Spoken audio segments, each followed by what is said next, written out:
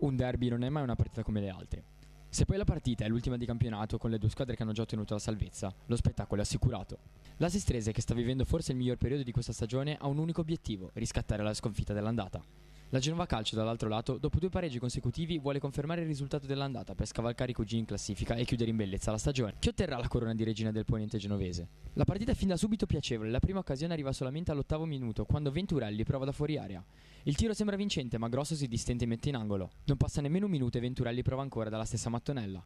Questa volta Grosso è battuto, ma a fermare la gioia dei padroni di casa ci pensa il palo. Ma all'11° minuto arriva il vantaggio verde stellato. Mossetti prova da punizione, Grosso respinge, ma sul pallone arriva per primo Anselmi, che da pochi passi fredda il numero 1 ospite e sblocca il match. È proprio il capitano a portare avanti i suoi nel derby. La Genova Calcio prova subito la reazione con Bennati, che prova con un bel tiro dal limite dell'area, che Rovetta però controlla e mette in angolo. Poco dopo ci prova ancora Venturelli, oggi affamatissimo di gol.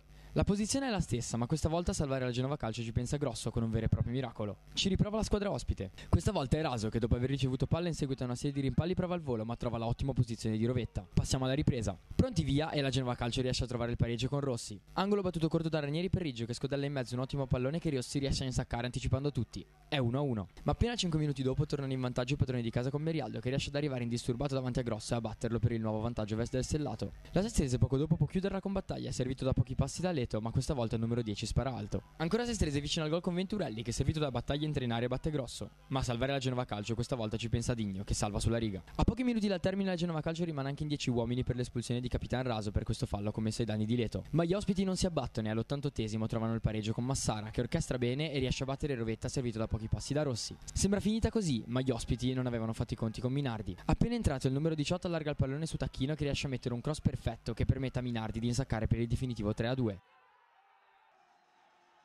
Partita molto equilibrata decisa da una giocata finale. Vittoria che mette la ciliegina sulla torta per la stagione fantastica della Sestrese. Rammarico per la Genova Calcio.